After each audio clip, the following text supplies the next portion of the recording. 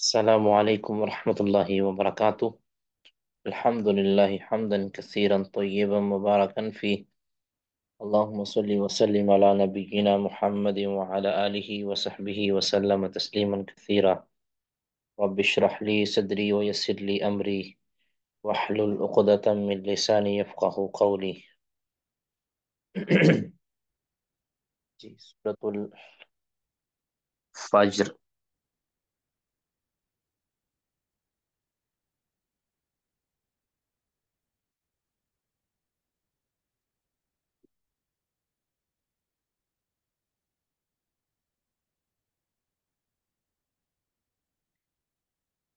بعض صورتیں جو وقت کے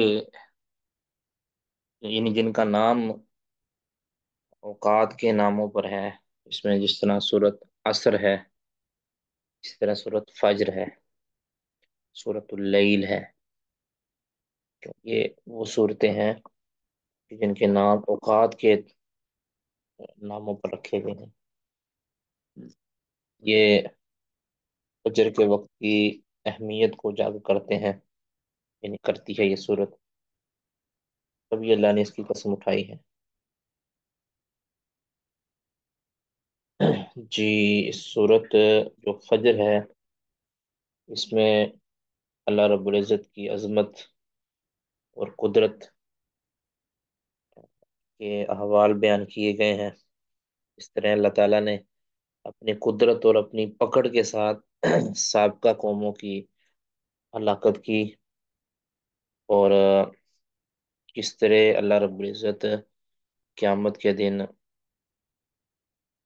حشر کے اندر اللہ تعالیٰ تشریف لائیں گے. جہنم کو بھی لایا جائے گا، نیکوکاروں کے ساتھ اچھا سلوک اور بروں کے ساتھ برا سلوک کیا جائے گا. تو یہ اس سورہ کے اندر بیان کیا گیا ہے. والفجر. جی پڑھیے گا جی.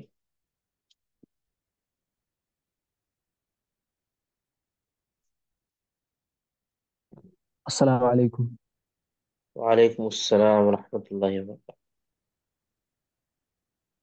اعوذ باللہ السمیع العلیم من الشیطان الرجیم، بسم اللہ الرحمن الرحیم۔ والفجر، قسم ہے فجر کی، ولیال عشر، اور 10 راتوں کی، والشفع والوتر، آڈ اور ایون، یعنی اس کو کیا کہتے ہیں شیخ مکرم اردو میں؟ طاق اور جفت. طاق اور جفت کی قسم۔ اچھا یہ واللیل، والفجر، فجر سے تو مراد جب فجر طلوع ہوتی ہے وہ مراد ہے، صبح کے وقت کی قسم. تو ولیال عشر، 10 راتوں کی قسم. اکثر مفسرین کی رائے یہ ہے، اور یہی رائے زیادہ بہتر ہے، کہ اس سے مراد عشرہ ذوالحجہ ہے. ٹھیک ہے، عشرہ ذوالحجہ کی اللہ رب العزت نے قسم اٹھائی ہے. تو آگے والشفع والوتر، کہ اللہ تعالیٰ نے ہر چیز میں جو طاق ہے یا جو جفت ہے، ان چیزوں کی بھی قسم اٹھائی ہے. جی. واللیل اذا یسر، اور رات کی قسم جب وہ نکل جاتی ہے۔ یسر اصل میں یسری تھا، سرا یسری. هل فی جی بالکل. بڑی.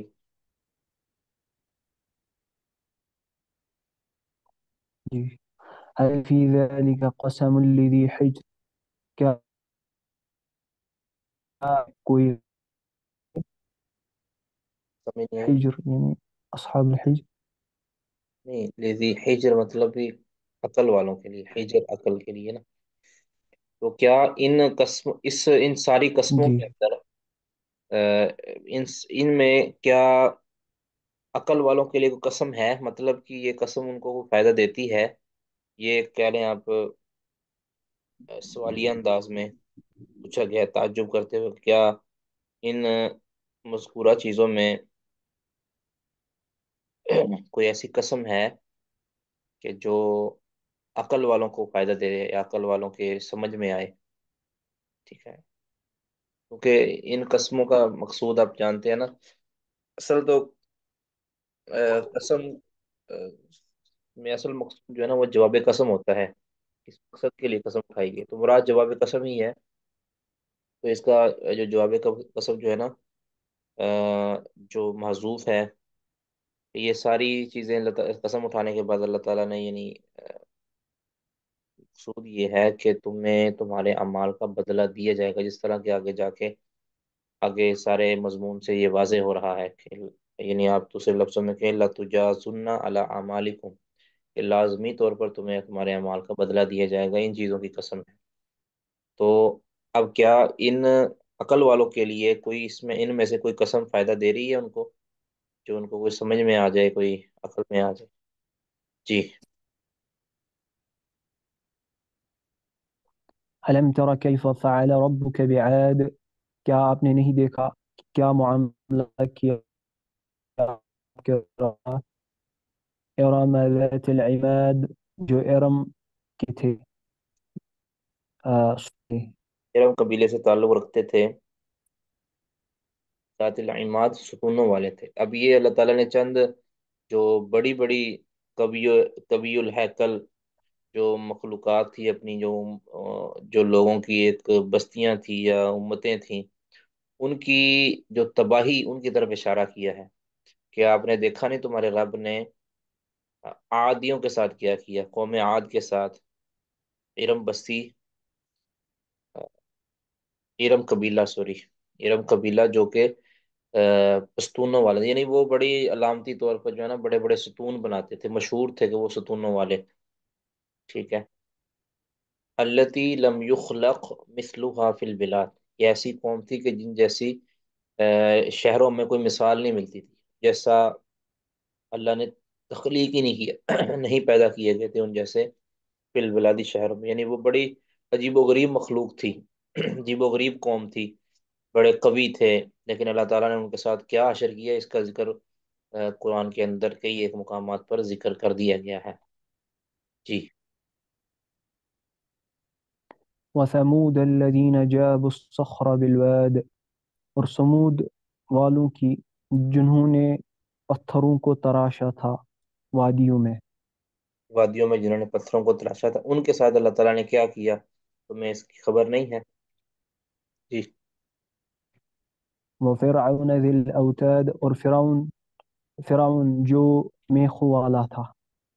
जी, यानी मेखों वाला से मुराद, सही तफसीर इसकी ये है कि जब वो किसी को सजा देता था तो उसके उसमें मेखें गाड़ देता था, किसी भी दरख्त के साथ लगाकर या दीवार के साथ लगाकर उस पर मेखें गाड़ देता था, जिसे कहते हैं ना दीवार में चुन देना। वो तो और होता है, लेकिन ये भी चुनना ही है दीवार के अंदर। तो ये इस तरह के अजाब से मशहूर था, इसलिए इसको फिरौन जिल औताद कह दिया। तो क्या उसके साथ अल्लाह ने क्या किया, उसको किस तरह गर्क किया, किस तरह उसकी हुकूमत, और जो वो समझता था कि लाजवाल मेरी हुकूमत है, को अल्लाह ताला ने किस तरह गुलामों के हाथों में दे दिया। जी। अल्लज़ीना तगौ फिल बिलाद, जिन्होंने सरकशी की मुल्कों में। हाँ, फ़अक्सरू फ़ीहा फ़साद, ये सारे के सारों ने, ये सिर्फ फिरौन के हम्म। बारे में नहीं, अल्लज़ीना तगौ फिल बिलाद, ये सारे आदी, समूदी और फिरौनी, ये सारे के सारे तगौ फिल बिलाद, इन्होंने अपने अपने इलाकों के अंदर बड़ी ही सरकशी मचाई, हद से बढ़ गए, तकब्बुर और गुरूर और जो सख्ती, हर हद को पलांग दिया इन्होंने। फ़अक्सरू फ़ीहल फ़साद, उन्होंने इनमें ज़मीन में यानी अपने इलाकों में फसाद बहुत ज़्यादा किया। फसाद एक तो जुल्म के साथ भी इसको कह सकते हैं, दूसरा इन्होंने शिरक और कुफर को बहुत यानी परवान चढ़ाया, इसको बहुत नशर किया। दीगर जो गुनाह हैं, अखलाकी जराइम हैं, माशरती जराइम हैं, इनको बड़ा फ़रोग दिया इन्होंने। फिर अल्लाह ताला की इन पर पकड़ आई। जी। फसब्ब अलैहिम, फिर बरसाया उन पर, रब्बुका सौत अजाब, आपके रब ने कोड़े का अजाब, यानी अजाब का कोड़ा। अजाब का कोड़ा। عذاب کا کوڑا جی برسایا، یعنی اب مختلف انداز میں پھر ان کو اللہ رب العزت نے پکڑا، کسی کو چیخ کے عذاب سے، کسی کو تند و تیز آندھی کے عذاب سے، کسی کو غرق کر کے، یعنی جو اللہ رب العزت نے مناسب سمجھا ان کو پھر ان پر عذاب کا کوڑا برسایا، اللہ کی پکڑ ان کو آ گئی۔ جی۔ ان ربک لبالمرصاد، بے شک تیرا رب گھات لگائے ہوئے ہیں۔ گھات لگائے ہوئے ہے، اللہ تعالیٰ سے بالکل بھی کوئی چیز چھپی ہوئی نہیں ہے، ان کی جتنی بدعمالیاں ہیں اللہ جب مناسب وقت سمجھتا تھا، اللہ تعالیٰ نے ان کو اکھاڑ پھینکا زمین سے، ان کا جو ہے نا زمین سے ان کو نیست و نابود کر دیا۔ تو اللہ تعالیٰ ہاتھ لگائے ہوئے تھا کہ کسی بھی وقت اللہ تعالیٰ ان کو جو ہے نا اچک لے، تو یہ سمجھتے تھے شاید کہ ہم پر اللہ رب العزت قدرت چلتی نہیں ہے، جبکہ اللہ تعالیٰ تو ان کے اوپر نظر رکھے ہوئے تھا۔ جی۔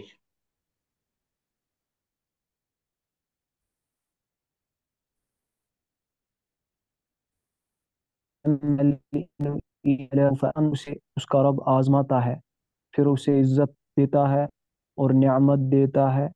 فیقول ربی اکرمن، پھر وہ کہتا ہے میرے رب نے مجھے۔ یہ آگے آگے پڑھیں گے۔ وَأَمَّا إِذَا مَا ابْتَلَاهُ، اور اور اگر اسے آزماتا ہے، یا اور جب اسے آزماتا ہے اس کا رب، فقدر علیہ رزقہ، پھر تنگ کر دیتا ہے اس پر اس کا رزق، فیقول ربی اہانن، پھر وہ کہتا ہے میرے رب نے مجھے ذلیل کیا۔ یعنی یہ انسان کی طبیعت ہے کہ جب اس کو کوئی اللہ تعالیٰ اس پر عزت افزائی کرتا ہے، اس پر کرم فضل کرتا ہے، اور یہ بھی اللہ کی طرف سے امتحان ہوتا ہے کہ اب یہ جو مال کی فراوانی ہے اس سے یہ کیا یعنی اس کا آؤٹ پٹ کیا دیتا ہے، تو اللہ تعالیٰ پھر اس کو مال دیتا ہے، اولاد دیتا ہے، شان و شوکت دیتا ہے، وہ یہ سمجھتا ہے کہ اللہ مجھ پر مہربان ہوا ہے، مطلب ظاہر ہے یہ عقیدہ تر نہیں ہے کہتا کہ اللہ نے مجھے عزت دی ہے، بلکہ وہ کہتا ہے کہ میں اچھا تھا تو اللہ نے میرے ساتھ اچھا کیا ہے۔ اصلاً یہ ہے جس طرح کہ قرآن پاک کی دیگر آیا کہتا ہے کہ میں اچھا تھا، میں اس قابل تھا تو اللہ نے مجھے دیا ہے، ٹھیک ہے، ورنہ یہ اللہ تعالیٰ کی مجھ پر کوئی احسان نہیں ہے، ٹھیک ہے، اس قدر وہ ناشکرہ ہے کہ وہ اس کو اپنی ہی یعنی قابلیت سمجھتا ہے کہ اللہ نے مجھے جو عزت دی ہے میں اس کا مستحق تھا، ٹھیک ہے، اور جب اس کو کوئی اللہ تعالیٰ تنگی اور ترشی دے کر آزماتا ہے تو پھر وہ یہ نہیں کہتا کہ میری اس میں غلطی، کہتا ہے بھی میرے رب نے میرے ساتھ ظلم کیا ہے، میرے رب نے مجھے رسوا کر دیا ہے، میرے رب نے مجھے ہے نا رسوا کر دیا ہے اور مجھے میری توہین کی ہے میرے رب نے، تو یہ کہتا ہے، یہ اس کی نیچر ہے، یعنی جو کافر انسان ہے، جو مومن ہوتا ہے اس طرح سے مسلم کی روایت سہیب رضی اللہ تعالیٰ عنہ کی کہ اس کو نعمت پہنچتی ہے تو اس پر شکر کر کے اس کے اپنے خیر حاصل کر لیتا ہے، اور جب اس کو مصیبت پہنچتی ہے صبر کر کے خیر حاصل کر لیتا ہے، تو یہ مومن کا شیبہ ہے، اور یہ یہاں کافر کی بات کی جا رہی ہے۔ جی۔ کلا بل لا تکرمون الیتیم، ہرگز نہیں، بلکہ تم یتیم کی عزت نہیں کرتے ہیں۔ یعنی یہ جو پیچھے ولا برا انسان، تحاض، جس برے انسان کی یہ بات ہوئی ہے کہ وہ اللہ کی دی ہوئی نعمتوں کو اپنی قابلیت سمجھتا ہے اور اللہ کی آزمائش پریشانی کو اللہ کی طرف سے ظلم اور زیادتی سمجھتا ہے، اللہ تعالیٰ فرماتے ہیں کہ یہ جو اللہ نے جو تمہیں دیا ہے نا سارا کچھ، اس کے باوجود تم پھر یتیم کے مال پہ حریص بنے بیٹھے ہو، جو مال تمہارا ہے ہی نہیں تم اس میں بھی یعنی نظر رکھے ہوئے ہو، یعنی یتیم کی عزت نہیں کرنے سے مراد یہ ہے کہ یا تو یتیم کا اپنا جو اس کا ذاتی مال ہے اس کو ہڑپ کرتے ہو، یا یتیم کے ساتھ حسن سلوک نہیں کرتے، یعنی جو تمہیں اللہ نے مال دیا تھا تمہارا حق بنتا تھا کہ یتیم کے سر پر ہاتھ پھیرو اور اس کی ضرورتوں کا خیال رکھو، لیکن تم اس کی ضرورتوں کا بھی خیال نہیں رکھتے تھے، نہ اس کے اپنے مال کو جو کہ اس کا اپنا مال ہے اس کی حفاظت کرتے ہوئے اس کو یتیم کے حوالے کرتے ہو، یہ ایک خصلت بد تھی جو عرب معاشرے میں بہت زیادہ تھی۔ تو پاکستان، ہندوستان اور یہ جو ایشیا کے اندر بھی ہے، اس میں اس کی تو کوئی مثال ہی نہیں ملتی، لیکن اس وقت جو ہے نا بڑی زیادہ یتیم کے مالوں کو ہڑپ کیا جاتا تھا، خود ہی اس کو یتیم کرتے تھے، خود ہی اس کا مال پھر کھا جاتے تھے۔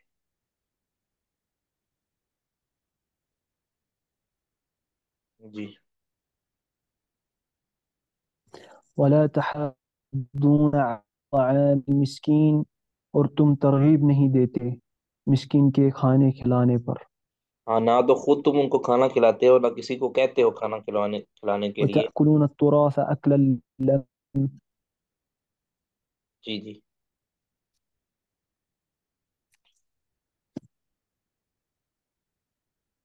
جی شر۔ جی وتأكلون التراث وَتَأْكُلُونَ أكلا التُّرَاثَ۔ لما، ہاں جی اور تم کھا جاتے ہو۔ جی جی تم کھا جی شیخ جاتے ہو محترم آپ پڑھیے۔ میراث کو۔ ایک تو ہے نا جو حق متعین ہے ان کو کھا جاتے ہو، دوسرا جتنے بھی حقوق ہیں، یعنی جو کسی کا حق ہے اس کو تم کھا جاتے ہو اکل لما، یعنی کو پوری طرح کھا جانا، یعنی پوری طرح چٹ کر جاتے ہو تم ان لوگوں، ان کے مالوں کو، دوسروں کے مالوں کو، یعنی دوسروں کے حقوق کو تلف کرتے ہو، یہ دوسرے لفظوں میں آپ کہیں، چاہے وہ عورتوں کے حقوق ہوں، چاہے وہ یتیموں کے حقوق ہوں، چاہے وہ بچوں کے حقوق ہوں، تم ان میں سے کیا تمہارے لیے حلال ہے کیا حرام ہے، اس کی پرواہ کیے بغیر تم اس کو چٹ کر جاتے ہو، ان کی وراثت، اس کی میراث کو یا ان کے حق کو۔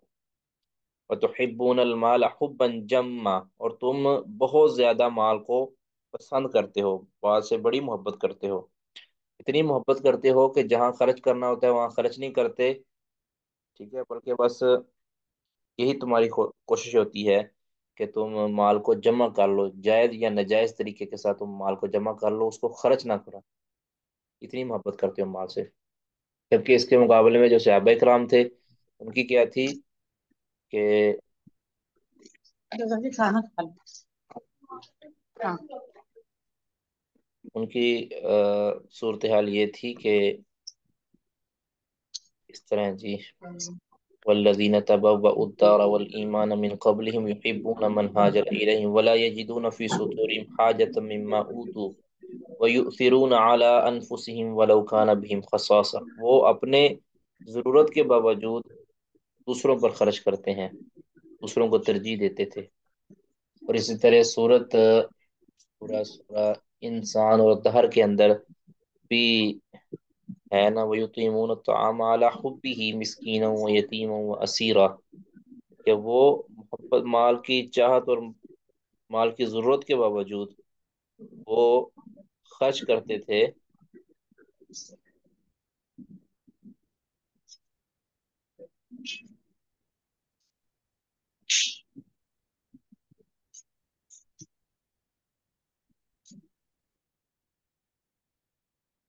مال کی ضرورت کے باوجود، حاجت کے باوجود وہ دوسروں پر خرچ کر دیتے تھے۔ ان کے مقابلے میں یہ ہے، وہی تحبون المال حبا جما، برے لوگ وہ کیا کرتے ہیں، ہر جائز یا ناجائز طریقے سے مال کو جمع کر لیتے ہیں، اس کو خرچ نہیں کرتے۔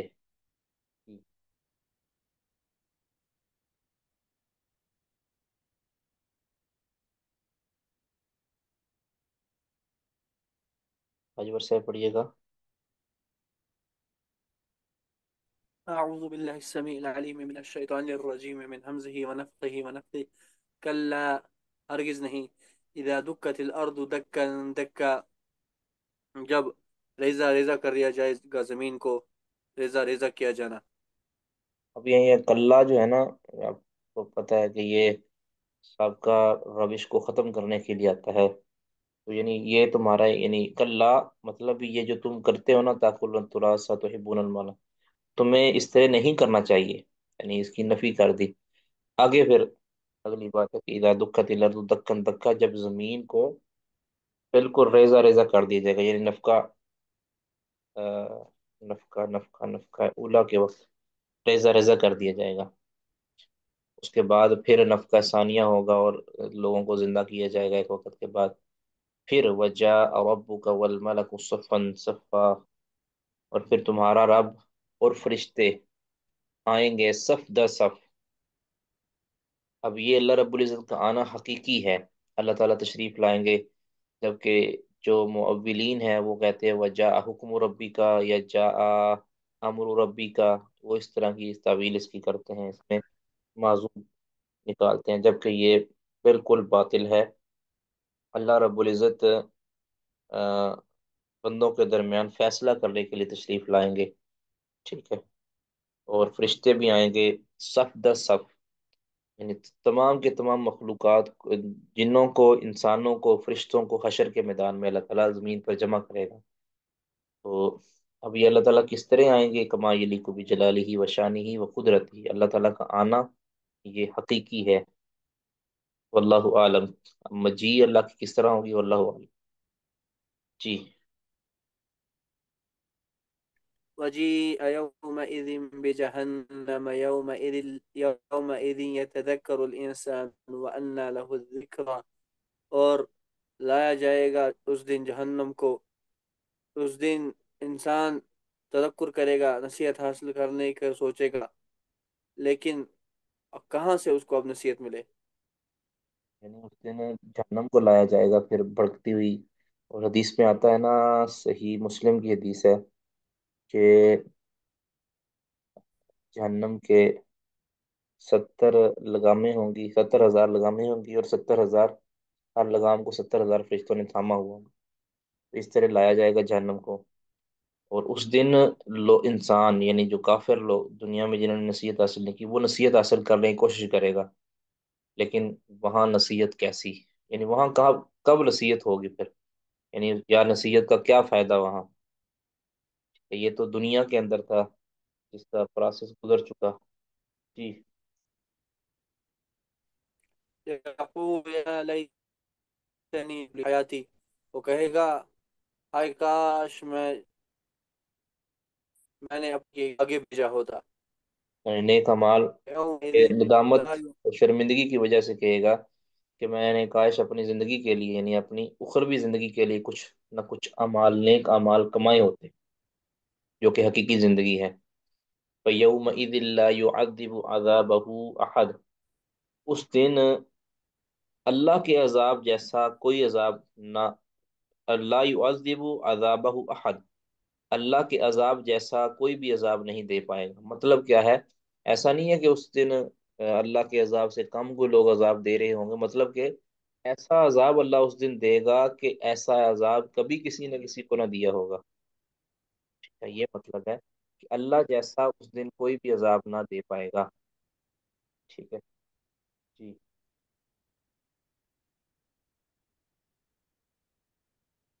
ولا يوثق وثاقه احد، اور نہیں قید کرے گا، بیڑیاں باندھے گا اس کی طرح، بیڑیاں باندھنا کوئی۔ یعنی قید جیسی اللہ نے جکڑا ہوا ہوگا نا، ویسا کسی نے بھی جکڑا نہیں ہوگا کسی کو کبھی، جی۔ یا ایتها النفس المطمئنہ، اے مطمئن نفس، ارجعی الی ربک راضیہ مرضیہ، تو لوٹ اپنے رب کی طرف اس حال میں کہ تو رب سے راضی اور رب تجھ سے راضی ہو۔ فادخلی فی عبادی، تو داخل ہو جا میرے بندوں میں، وادخلی جنتی، اور میری جنت میں داخل ہو جا۔ اب یہ جو کافر کے مقابلے میں جو نفس مطمئن ہے نا، یعنی جو اپنے اعمال پر مطمئن ہے، اللہ کے رب ہونے پر راضی ہے، رسول نبی صلی اللہ علیہ وسلم کے رسول ہونے پر، دین اسلام کے دین ہونے پر راضی ہے، یعنی پوری طرح وہ علی وجہ البصیرہ اسلام کے اندر داخل ہے، تو ان کو قیامت کے دن بھی کہا جائے گا اور موت کے وقت بھی کہا جاتا ہے، جس طرح حدیث کے اندر آیا ہے، حدیث سے برا بن عازم میں، تو پھر کہا جائے گا کہ اپنے رب کی طرف لوٹ جا، اس حال میں کہ تو راضی ہے، تو اس سے راضی ہوا گیا ہے۔ وادخلی فی عبادی وادخلی جنتی، میرے نیک وکار بندوں میں شامل ہو جا اور میری جنت میں داخل ہو جا۔ جی، کسی کا کوئی سوال اس میں؟ جی۔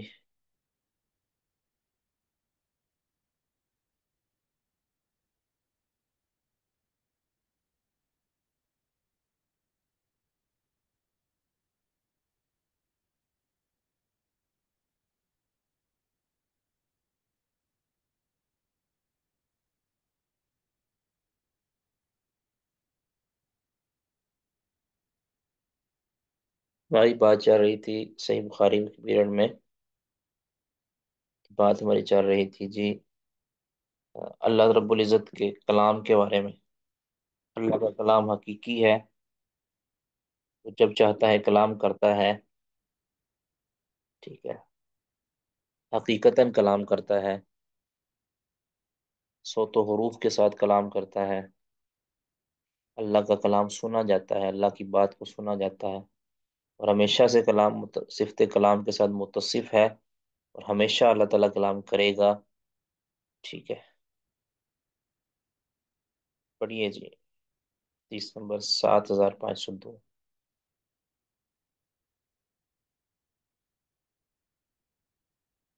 कौन पढ़ेंगे? قال الإمام البخاري حدثنا إسماعيل بن عبد الله قال حدثني سليمان بن بلال عن معاوية بن أبي مزرد عن سعيد بن يسار عن أبي هريرة رضي الله عنه أن رسول الله صلى الله عليه وسلم قال خلق الله الخلق فلما فرغ منه قامت الرحمة. اللہ نے مخلوقات کو پیدا کیا، جب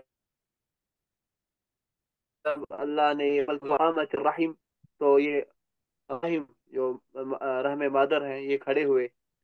فقال، تو کہا، ماہ کیا ہے؟ قالت، تو انہوں نے کہا، هذا مقل آئذ بك من القتل، یہ ہے مقام اس کا جو تجھ سے پناہ طلب کرے، قطرہ ہے، قطع یعنی صلہ یہ مقام ہے تجھ سے پناہ طلب کرنے کا، من القطیعتی، قطع رحمی سے، قطع رحمی سے آج قطر. ہاں جی جی. صاحب اس کا کیا معنی ہے؟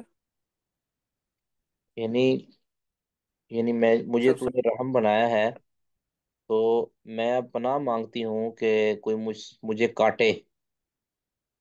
ٹھیک ہے، تجھ سے میں پناہ مانگتی ہوں کہ کوئی مجھے کاٹے.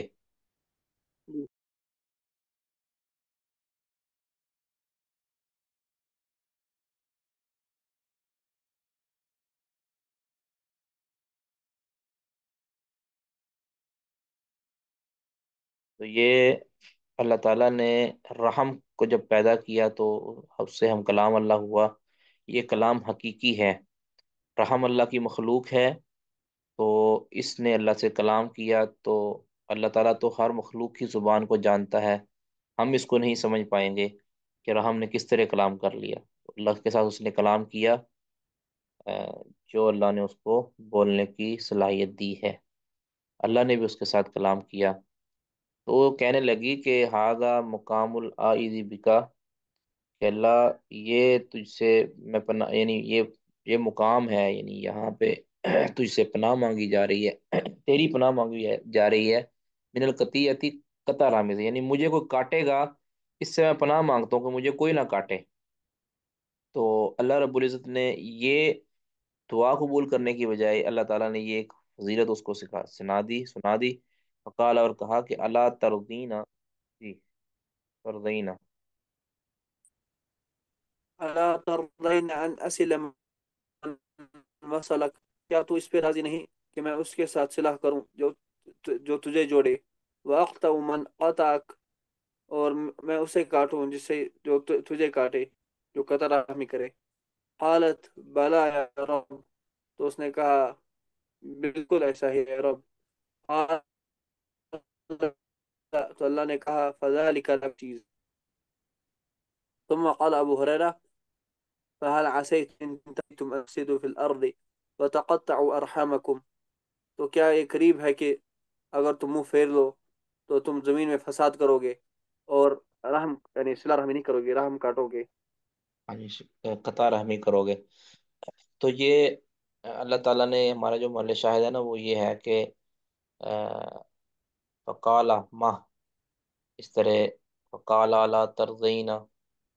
تو اللہ تعالیٰ نے فرمایا کہ اگر کوئی کاٹے گا، صلہ رحمی کو کاٹے گا، صلہ رحم کو کاٹے گا، یعنی قطع رحمی کرے گا، تو میں اس کو کاٹ دوں گا. مطلب کہ اپنی رحمت سے دور کر دوں گا. اس طرح اپنی رحمت سے ملا دوں گا اس شخص کو جو، یا جنت سے کر لیں آپ، جنت کے ساتھ ملا دوں گا اس کو کہ جو صلہ رحمی کرتا ہے، اور جو قطع رحمی کرے گا اس کو اللہ تعالیٰ جنت سے کاٹ دے گا یا اپنی رحمت سے کاٹ دے گا۔ جی، آگے کون پڑھیں گے جی؟ آگے کون پڑھیں گے؟ فرا کلیم صاحب پڑھیے گا۔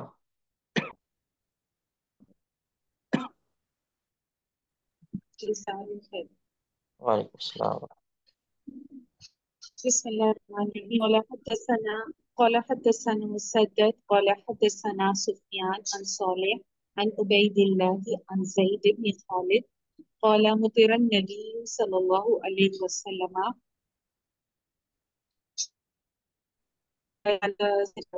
کہ نبی پاک صلی اللہ علیہ وسلم کی طرف بارش ہوئی۔ فقال تو آپ صلی اللہ علیہ وسلم نے فرمایا اللہ اصبح من عبادی، قال اللہ،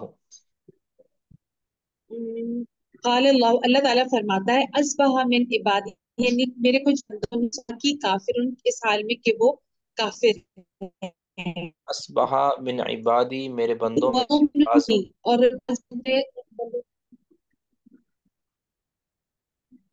بعض بندے جو تھے انہوں نے جو صبح کی تو کافر ہو کر کرتے ہیں بعض لوگ، وہ مومن بھی، اور کچھ لوگ جو ہیں وہ صبح مومن ہو کر مومن ہوتے ہیں وہ۔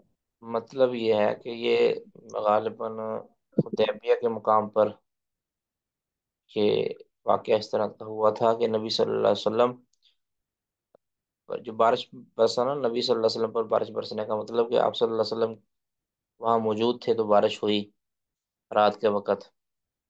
تو نبی صلی اللہ علیہ وسلم صبح بتایا کہ کچھ لوگ ایسے ہیں اس وقت دنیا میں کہ جو یہ کہتے تھے کہ مطرنا بفضل اللہ، کہ ہم اللہ کے فضل سے بارش دیے گئے، مطلب یہ اللہ نے فضل و کرم کیا تو ہمارے اوپر بارش آئی ہے۔ تو فرمایا وہ تو اللہ کے قول کے مطابق وہ تو اللہ پر ایمان لانے والے ہیں، یعنی جو اللہ پر، اللہ کے متعلق اس نے یہ عقیدہ رکھا کہ اللہ نے بارش برسائی ہے، اللہ کے فضل سے بارش ہوئی ہے، وہ تو اللہ پر ایمان لانے والے۔ اور جو جو کافر اور بدعقیدہ لوگ جو یہ کہتے تھے کہ مطرنا بنوع کذا، کہ فلاں فلاں ستارے کے اندر گردش ہوئی ہے تو بارش جو ہے نا وہ برسی ہے، تو انہوں نے اللہ رب العزت کی طرف نسبت نہیں کی اس کی، یا اگر تو انہوں نے یہ عقیدتاً کہ واقعتاً اس ستارے کی گردش ہی کی وجہ سے بارش ہوئی ہے، بارش گردش نہیں کی ہے، پھر تو وہ پکے کافر۔ اور اگر یہ ان کا مطلب ہے کہ اس ستارے کی حرکت کی وجہ سے جو ہے نا اللہ نے بارش نازل کی ہے، تو بھی یہ ان کا عمل کفر دونہ کفر ہے۔ کفر دونہ کفر سمجھتے ہیں نا؟ یعنی اس سے انسان عمل کفریہ ہے لیکن اس سے انسان کافر نہیں ہوتا، ملت سے خارج نہیں ہوتا۔ ٹھیک ہے، تو انہوں نے اللہ کے فضل کی طرف نسبت کرنے کے بجائے، ہمارا ملے جو شاہد ہے وہ ہے قال اللہ، اللہ تعالیٰ نے فرمایا۔ ٹھیک ہے، تو یہ اللہ تعالیٰ کی صفت کلام ثابت ہو رہی ہے۔ آگے پڑھیں گے جی، اخلاص صاحب۔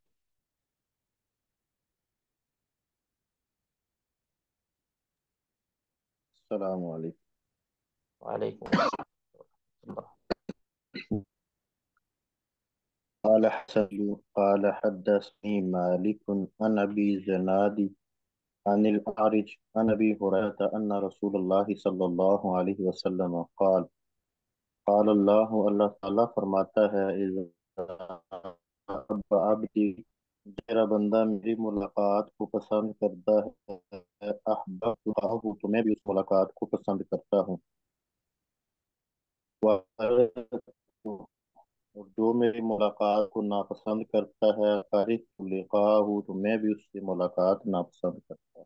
کرہت لقاءہ تو میں بھی اس کی ملاقات، تو یہ جو ہے نا یہ والا معاملہ یہ موت کے وقت ہے، جب موت کی سختی ہوتی ہے نا، تو اس ٹائم جو بندہ اللہ تعالیٰ کے پاس جانا چاہتا ہے تو اللہ تعالیٰ بھی اس کو اپنے پاس لانا چاہتا ہے، اپنی ملاقات کرنا چاہتا ہے۔ اور جو اس وقت اللہ کے پاس نہیں جانا چاہتا، اس کو پتہ ہے کہ میرے ساتھ کیا ہونے والا ہے، تو پھر اللہ بھی اس کے ساتھ ملاقات نہیں کرنا چاہتا۔ یہ یعنی یہ موت کے وقت ہے، ایسا نہیں ہے کہ انسان موت کی تمنا شروع کر دے، موت کے وقت یہ ہے۔ بہرحال ہمارا مل شاہد ہے قال اللہ، اللہ نے فرمایا، اللہ فرماتا ہے۔ جی آگے عارف صاحب پڑھیے گا. قال الإمام البخاري رحمه الله حدثنا أبو اليمان قال أخبرنا شعيب قال حدثنا أبو الزناد عن الأعرج عن أبي هريرة رضي الله عنه رسول الله صلى الله عليه وسلم قال قال الله أنا عند ظن عبدي بي. نبی صلی اللہ علیہ وسلم نے فرمایا کہ اللہ تعالی نے فرمایا کہ میں اپنے بندے کے گمان کے حساب سے معاملہ کرتا ہوں. یعنی بندے اس کے کے گمان ساتھ کے معاملہ کرتا ہوں. معاملے کے یعنی بندے کے ساتھ اس کے گمان کے مطابق ہوتا ہوں. مطلب یہ ہے کہ بندہ اگر میرے متعلق جس طرح کا گمان رکھتا ہے تو میں اس کے ساتھ اسی طرح کا سلوک کرتا ہوں. مطلب کہ اگر وہ سمجھتا ہے نا یہ اس کا عقیدہ اور نظریہ اور اس کا گمان اور اس کا اعتماد اللہ پر ہوتا ہے کہ اللہ تعالیٰ مجھے معاف کر دے گا، اور وہ کوشش پوری کرتا ہے ایسے کام نہ کرے کہ جس سے اللہ تعالیٰ ناراض ہو، لیکن جو کمیاں کوتاہیاں رہ جاتی ہیں پھر وہ امید رکھتا ہے کہ یا اللہ تو مجھے معاف کر دے، اس کے لیے دعا گو بھی رہتا ہے، تو اللہ تعالیٰ پھر اس کو معاف کر دیتا ہے کہ وہ اللہ تعالیٰ کے متعلق پر امید ہے کہ اللہ تعالیٰ مجھ کو معاف کر دے گا. اور جو اللہ کے بارے میں اللہ کی رحمت اور اللہ کی وسعت، اللہ کی طرف سے جو مغفرت، اس کے اوپر اس کا کامل یقین نہیں ہے اور وہ اللہ کے بارے میں پر امید نہیں ہے، تو اللہ تعالیٰ پھر اس کے ساتھ پورا پورا یعنی عدل والا معاملہ کرتے ہیں، فضل والا معاملہ اس کے ساتھ نہیں کرتے. تو اس لیے اللہ تعالیٰ کے متعلق ہمیں پر امید رہنا چاہیے کہ اپنی کوششیں جاری رکھنی چاہیے، اپنی بہتری سے بہتری لائیں، لیکن اللہ سے بدگمان نہیں ہوں، نہ ہی اللہ رب العزت کی رحمت سے نا امید ہوں، پر امید رہیں. اللہ بھی میری رحمتیں تیری بہت زیادہ ہیں، میری گناہ بہت زیادہ ہیں، تو میرے گناہوں کو تو بخش دے.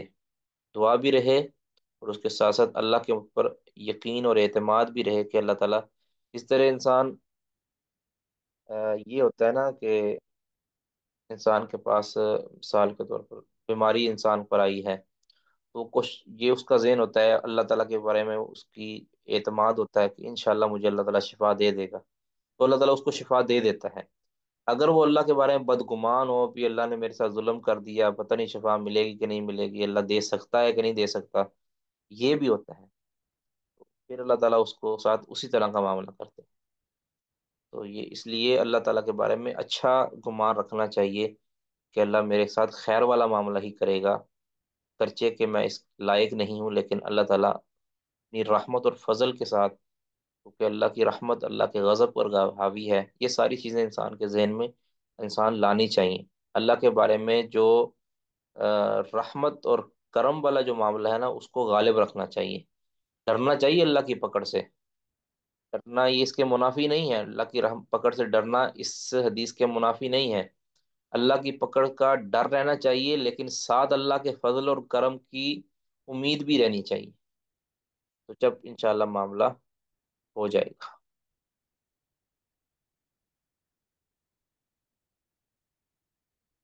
جی اوکے جی. قال حدثنا إسماعيل قال حدثني مالك عن أبي الزناد عن الأعرج عن أبي هريرة أن رسول الله صلى الله عليه وسلم قال قال رجل لم يعمل خيرا قط. کسی آدمی نے کہا جس نے کبھی کوئی خیر نہیں کیا تھا. یعنی اس کی کوئی فإذا مات نیکیاں نہیں تھی، اس کی کوئی نیکیاں نہیں تھی، اس نے کہا اپنے آگے تفصیلی حدیث آ رہی ہے، اپنے بچوں سے کہا کہ بھی میرے پاس تو میرے پلے تو کچھ بھی نہیں ہے، اب اگر میں مر جاؤں تو میری جو ہے نا مجھے جلا کر راکھ کر دینا اور اس کی راکھ کو جو ہے نا ہوا میں اڑا دینا.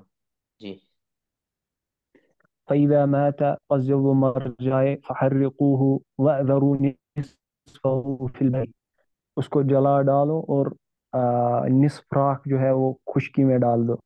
ونصفه في البحر نصف راکھ سمندر میں. فواللہ لئن قدر اللہ علیہ پس اللہ کی قسم اگر اللہ تعالیٰ قادر آ گیا اس پر ليعذبنه عذابا لا يعذبه أحدا من العالمين تعالیٰ ضرور اس کو عذاب دے گا، ایسا عذاب کی عالمین میں سے کسی کو ایسا عذاب نہیں دیا۔ فأمر اللہ البحر، پھر اللہ نے حکم دیا سمندر کو، فجمع ما فیہ، جو میں تھا اس کو جمع کیا، وأمر البر، اور اسی طرح خشکی کو بھی حکم دیا، فجمع ما فیہ، اور اس کو جمع کیا جو اس میں تھا، ثم قال، پھر اللہ نے کہا، لما فعلت، تو نے ایسا کیوں کیا؟ تو اس نے کہا، وأنت سب سے زیادہ جاننے والے ہیں، فغفر له، تو اللہ نے اس کی مغفرت کی۔ اب اشکال یہ ہوتا ہے، ایک تو یہاں پہ محل شاعر یہ ہے، تم قالا لم فعلتا، اللہ نے پوچھا، اللہ نے کہا، تو یہ اللہ کا کلام ثابت ہو گیا۔ اچھا، اب یہاں یہ کہ اشکال پیدا ہو سکتا ہے کہ اس جب وہ واللہ لئن، اللہ کی قسم، لئن قدر اللہ علیہ، تو یہ تو شک رکھتا تھا اللہ تعالیٰ کے بارے میں، پتہ نہیں اللہ تعالیٰ قدرت رکھتا ہے کہ نہیں رکھتا، پھر اللہ نے اس کو کیوں بخش دیا؟ کیا یہ اللہ پر باس بعد الموت پر ایمان رکھنا، کیا یہ عقیدے کی بنیادوں میں سے نہیں ہے؟ تو یہ ایک اشکال ہے۔ تو ایسے شخص، یہ تو کفر ہے واضح طور پر اللہ کی قدرت اور اللہ کی جو دوبارہ زندہ کرنے کے اوپر اللہ تعالی، یعنی اللہ تعالیٰ کی قدرت اور اللہ کی پکڑ پر شک کرنا، یہ تو کفر ہے، تو پھر اللہ نے کیوں معاف کر دیا اس کو؟ تو اصل میں یہ بندہ جاہل تھا، یعنی اس کو علم ہی نہیں تھا۔ یہ تو ہے نا، ایمان کی تفاصیل ہیں یہ، ٹھیک ہے، ایمان کے بارے میں۔ اب اس کے پاس ممکن ہے کہ اس کے پاس کوئی بیست نبی نہ پہنچا ہو، نبی کی دعوت نہ پہنچی ہو، یہ اللہ کو تو مانتا تھا، اللہ کو مانتا تھا، باقی اس نے ساری خرابیاں کی ہوئی تھیں، اس کو پتہ تھا۔ تو اب وہ ڈرتا تھا کہ اگر تو اللہ ہے، اللہ تو ہے، یعنی یہ تو یہ تھا، اگر اللہ نے مجھے پکڑ لیا، میرے اوپر اللہ نے قدرت کر لی، مجھے پکڑ لیا اور دوبارہ زندہ کر لیا اور اللہ نے پوچھ لیا، تو اللہ تعالیٰ پھر میرے ساتھ جو ہے نا وہ اچھا سلوک نہیں کرے گا اور مجھے عذاب دے گا، کیونکہ میرے اعمال ایسے ہیں۔ تو پھر اس نے اس ڈر سے کہ میں کہیں پکڑا نہ جاؤں، اب وہ تھا تو جاہل، اس کے پاس علم ہی نہیں تھا، کہ اس کو یہ نہیں پتا کہ راکھ بھی اللہ تعالیٰ اس کو کٹھی کر لے گا، اس نے اس طرح کر کے جو ہے نا اللہ کے خوف اور اللہ کے ڈر سے، تو بس اوقات اس کے اندر اس کا نظریہ یہ نہیں تھا کہ اللہ رب العزت مجھے بخش نہیں سکتا، یا جس طرح کافروں کا نظریہ ہوتا ہے اللہ کے بارے میں کفر والا، ایسا نہیں تھا، وہ جاہل تھا، اور اس نے اپنے جتنا ذہن تھا اس کے مطابق اس نے یہ سارا کام کر لیا، تو اللہ رب العزت نے اس پر دسترس پائی اور اس کو پکڑا، اور اس کو پھر پوچھا کہ تو نے ایسا کیوں کیا، حالانکہ اللہ جانتا بھی ہے۔ اس نے کہا، اللہ میں نے تو اس خوف سے کہ تو مجھے عذاب دے گا اس لیے کیا، تو اللہ نے پھر اس کو معاف کر دیا اس کے اس نظریے کی وجہ سے۔ تو اب یہ یعنی جہالت ہے اس کی، ٹھیک ہے، جس طرح کچھ ایسے لوگ ہوں گے کہ جو فطرت الوحی کے اندر وفات پائی، جنہوں نے یعنی فطرہ کے اندر، کہ جس دوران کوئی نبی ان پر مبعوث نہیں ہوا، یا ان کو نبی کی دعوت ہی نہیں پہنچی، مگر ابھی بھی یعنی اگر کوئی ایسا بندہ ہو کہ جن تک نبی نہیں پہنچا، تو اگر وہ اللہ کے ساتھ شرک نہیں کرتا تو اللہ رب العزت اس کو بخش دے گا، یعنی توحید کی تفاصیل کے ساتھ وہ واقف نہ ہو، عقیدے کی تفاصیل سے وہ واقف نہ ہو، تو باقی اس کے حوالے سے اگر وہ کر لیتا ہے، کسی بھی کافر ملت کی طرف منسوب نہ ہو یا اس کی کفر پر نہ ہو، تو اس کو دعوت نہیں پہنچی، تو بس اپنے خالق کو مانتا ہے، تو انشاءاللہ اللہ تعالیٰ اس کو معاف کر دے گا، یا جو اللہ تعالیٰ قیامت کے دن اگر کوئی اللہ نے امتحان لینا ہے اس کا، تو امتحان لے لے گا، واللہ اعلم۔ جی، کسی کا کوئی سوال ہے تو کر لیں جی۔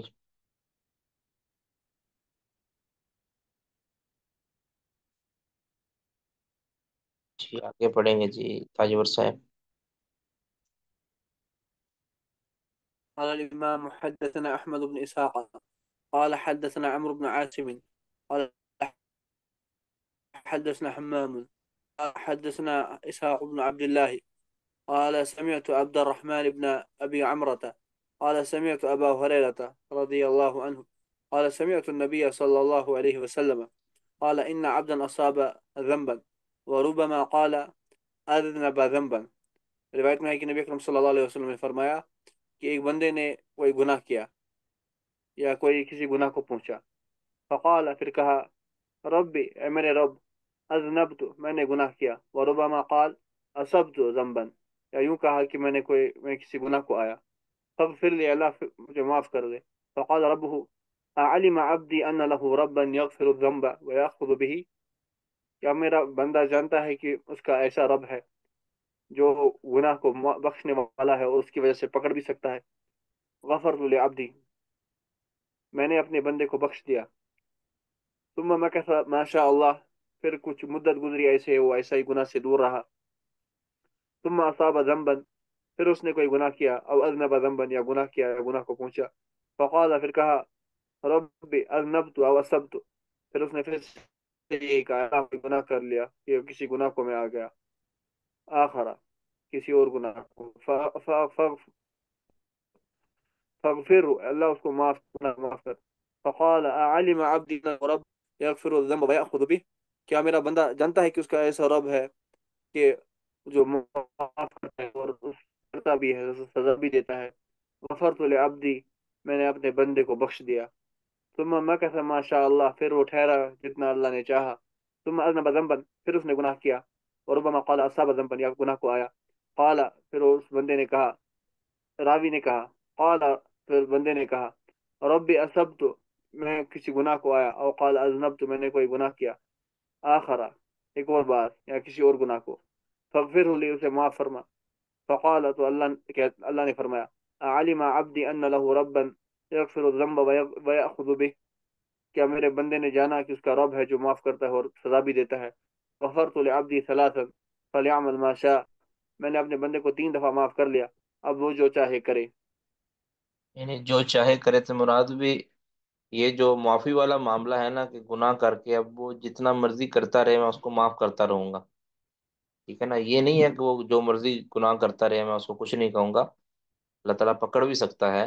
مطلب یہ کہ وہ گناہ کر کے اگر گناہ ہو جائے اس سے اور پھر وہ معافی مانگ لیتا ہے نا، یعنی وہ معافی والا جو معاملہ کرتا رہے تو میں اس کو معاف کرتا رہوں گا.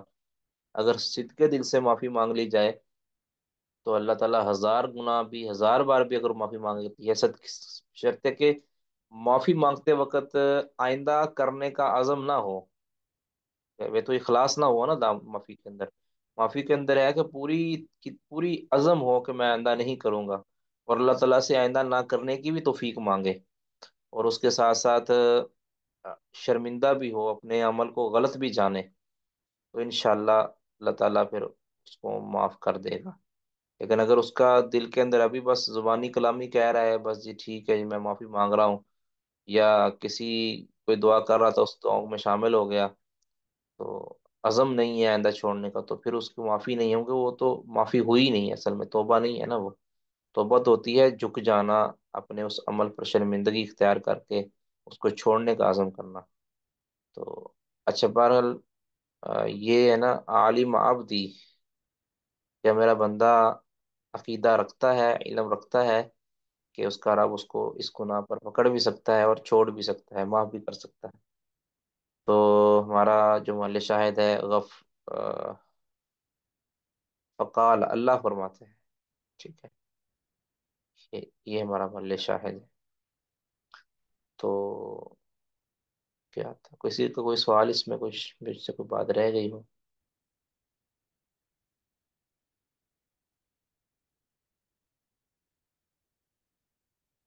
جی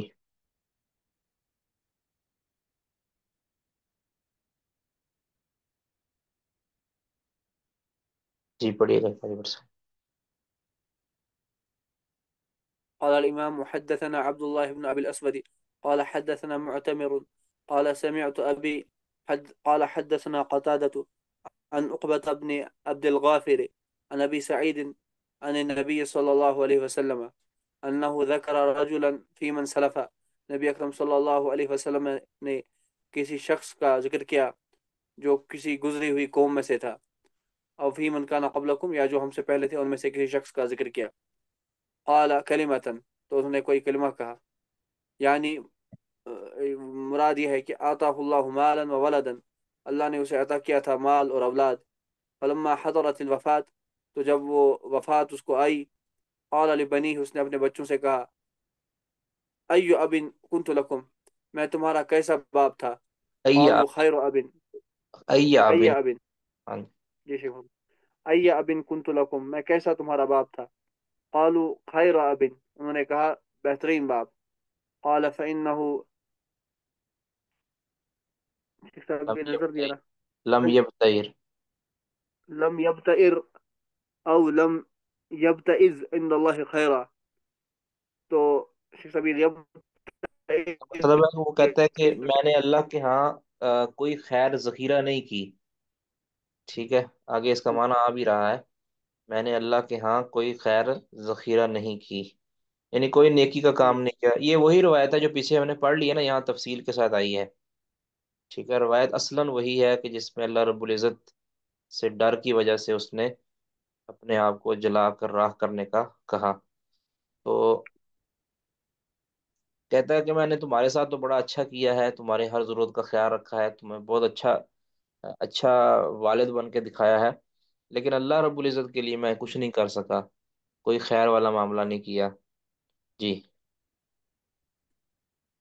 وَإِن يَقْدِرِ اللَّهُ عَلَيْهِ يُعَذِّبْهُ، اور اگر اللہ اس پہ قدرت پالے گا تو اسے عذاب دے گا، جی فَانظُرُوا إِذَا مِتُّ فَأَحْرِقُونِي، تو دیکھ لو جب میں مر جاؤں گا تو مجھے جلا دینا، حَتَّى إِذَا صِرْتُ فَحْمًا فَاسْحَقُونِي، یہاں تک کہ جب میں کوئلہ ہو جاؤں تو مجھے راکھ کر دینا، نہیں، فساقونی کا مطلب مجھے مل دینا، یعنی مل کے راہ کر دینا، آپ دوسرے لفظوں میں جی شیخ صاحب، او قال فَاسْحَقُوا او فَاسْحَقُونِي، یہ شیخ صاحب صح کیا ہے دوسرا والا؟ فسحقونی کا مطلب یہ پیس دینا، مطلب وہی جی شیخ صاحب، فَإِذَا كَانَ يَوْمُ رِيحٍ عَاصِفٍ فَأَذَرْ فَذَرُونِي فأذرونی فأذرونی فَأَذْرُونِي فِيهَا، اور جب کوئی سخت آندھی والا دن ہو تو مجھے اس دن بخیر دینا، یعنی جس تیز آندھی چل رہی ہوگی نا، تو میری وہ راکھ لینا اور اس کو جو ہے نا وہ اڑا دینا ہوا کے اندر، تاکہ وہ فقال دور نبی چلا جائے۔ ہاں جی، فقال نبی اللہ صلی اللہ علیہ وسلم فأخذ مواثيقهم على ذلك وربی، تو پھر اس نے اس والد نے اپنے بچوں سے اس پر پختہ قسمیں لی رب کی قسم کے ساتھ، نہیں، ففعلوا، واربی کا مطلب رہی ہے نبی صلی اللہ علیہ وسلم نے یہ قسم اٹھائی ہے، واربی، اور میرے رب کی قسم، میرے رب کی قسم، اس نے اپنی اولاد سے قسمیں لیں، حلف لیے، جی عہد شیخ لیے، صاحب، جی ففعلوا، تو انہوں نے ویسا ہی کیا جیسے انہوں نے کہا تھا والد نے، ثم اذروه في يوم عاصف، پھر انہیں اسے ثم اڑا دیا ہوا، ازرعوه ثم ازرعوه ثم اذروه في يوم عاصف، پھر انہوں نے اسے آندھی کے دن میں اڑا دیا ہوا میں، جی فقال اللہ عز وجل، پھر اللہ سبحانہ و تعالیٰ نے فرمایا، کن، ہو جا، فإذا هو رجل قائم، تو وہ اچانک سے وہ ایک مکمل آدمی کھڑا ہو گیا، قال اللہ، تو اللہ نے کہا، اے عبدی، اے میرے بندے، ما حملک علی ان فعلت ما فعلت، تجھے کس چیز پر اس نے ابارا کہ تو وہ کرے جو تو نے کیا، قال مخافت، کہا تیرے ڈر سے کیا، او فرق، او فرق منک، یا تیرے ڈر کی وجہ سے کیا، قال فما تلافاہ ان رحمہ اندہا، شیخ صاحب یہ کیا ہے، فما تلافاہ ان رحمہ اندہا؟ فما تلافاہ اللہ تعالیٰ نے اس کو آ، تلافاہ نہیں، اللہ تعالیٰ نے اس کو سزا دی، میرا خیال ان رحمہ اندہا، ایک منٹ،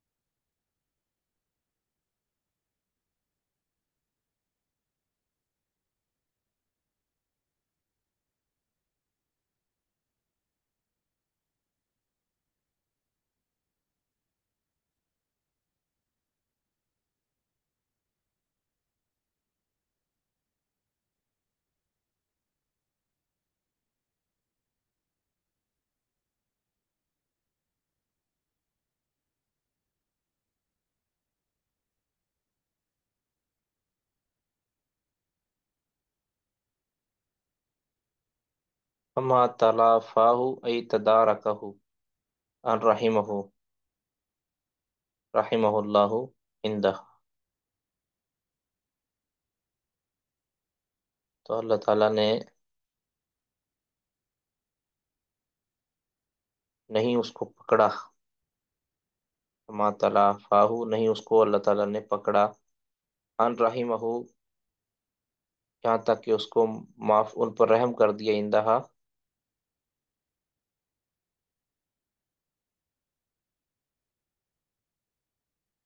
اس وقت میرا خیال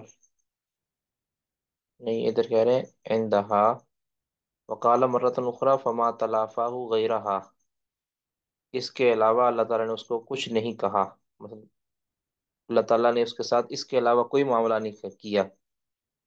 ٹھیک ہے، یعنی اس کو معاف ہی کر دیا.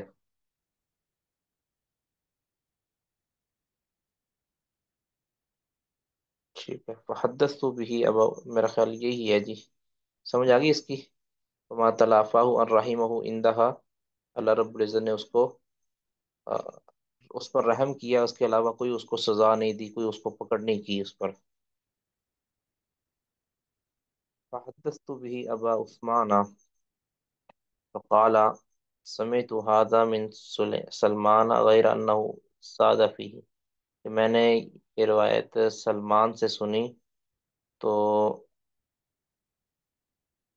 اس نے اس روایت کے اندر یہ الفاظ صرف زیادہ کیے ہیں کہ اذرونی فی البحر، یعنی فی البحر کے الفاظ بھی زیادہ کیے ہیں کہ مجھے، یعنی میری راہ کو سمندر کے اندر بھی بہا دینا.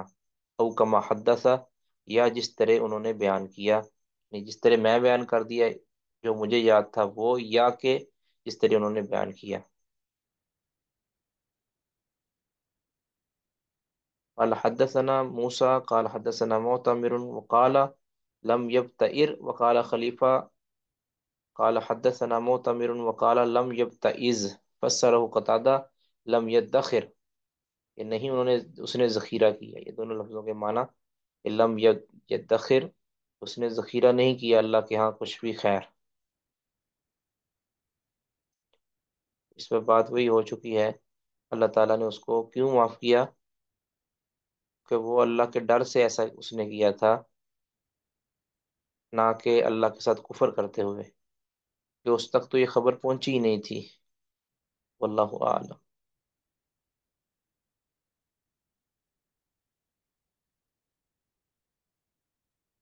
جی، کسی کا کوئی سوال اس میں؟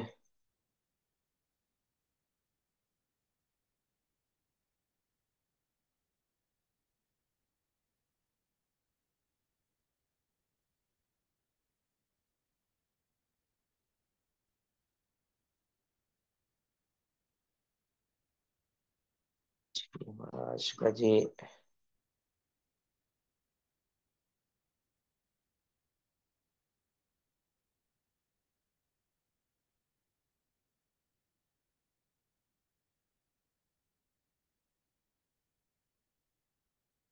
ہدایت المجتہد میں ہماری پہلی فصل مکمل ہو گئی ہے. اب دوسری فصل. پہلی فصل تھی جو نماز کے اقوال ہیں نا ان کے بارے میں، کہ جو نماز کے بڑے بڑے میجر اقوال، نماز میں کیا پڑھنا ہے، کہاں پڑھنا ہے، کتنا پڑھنا ہے، اس بارے میں تھا. اب ہے افعال، نماز کے افعال. الفصل الثانی فی الافعال التي هي ارکان. افعال کے بارے میں کہ جو ارکان ہیں. فی هذا الفصل من قواعد المسائل ثمانی مسائلہ. کہتے ہیں اس فصل میں بنیادی مسائل میں سے 8 مسئلے ہیں. المسئلۃ الاولی، پہلا مسئلہ ہے رفع الیدین، ہاتھ اٹھانا، رفع الیدین کرنا نماز میں. یہ عمل ہے نا، رکن ہے. اب یہ کہاں اٹھانے ہیں، کتنی بار اٹھانے ہیں، کہاں تک اٹھانے ہیں، اس بارے میں کہتے اختلف العلماء فی رفع الیدین فی الصلاۃ فی ثلاثۃ مواضع. کہتے علماء کا اختلاف ہے رفع الیدین کے بارے میں، نماز میں رفع الیدین کے بارے میں، فی ثلاثۃ مواضع، 3 اعتبار سے، 3 جگہ پہ نا اختلاف ہے، 3 چیزوں کے اندر اختلاف ہے رفع الیدین کے بارے میں. احدہما فی حکمی، کہ رفع الیدین کا حکم کیا ہے، فرض ہے، واجب ہے، مستحب ہے. والثانی، دوسرا ہے فی المواضع التی یرفع فیہا من الصلاۃ، کہ نماز میں کہاں کہاں رفع الیدین کیا جائے گا، کتنے مقامات پہ رفع الیدین کیا جائے گا۔ والثالث تیسرا مسئلہ ہے الی ان ینتہی برفعہا، کہ کہاں تک اٹھائے جائیں گے، ہاتھوں کو کہاں تک اٹھایا جائے گا، کہاں تک رفع الیدین کیا جائے گا، کندھے کے برابر، سینے کے برابر، کانوں کے برابر، کانوں کی لو کے برابر، وغیرہ وغیرہ۔ وَأَمَّا الْحُكْمُ، اب پہلا مسئلہ، وَأَمَّا الْحُكْمُ جو حکم، فَذَهَبَ الْجُمْهُورُ إِلَىٰ أَنَّهُ سُنَّةٌ فِي الصَّلَاةِ، جمہور کا موقف کیا ہے کہ یہ نماز کے اندر سنت ہے رفع الیدین کرنا۔ وَذَهَبَ داود وَجَمَاعَةٌ مِّنْ أَصْحَابِهِ إِلَىٰ أَنَّ ذَلِكَ فَرْضٌ، داود اور صاحب ان کے ساتھیوں کی ایک جماعت گئی ہے اس طرف کہ یہ فرض ہے۔ پھر آگے داود ظاہری اور ان کے ہم نواؤں میں سے جو ہے نا وہاؤلائی، اور یہ جو لوگ ہیں جو فرض کہتے ہیں، ان قسموا اقسامن، ان کی آگے پھر مزید تقسیم ہے۔ فمنہم من اوجب ذلک فی تکبیرۃ الاحرام فقط، ان میں سے بعض ایسے ہیں کہ جو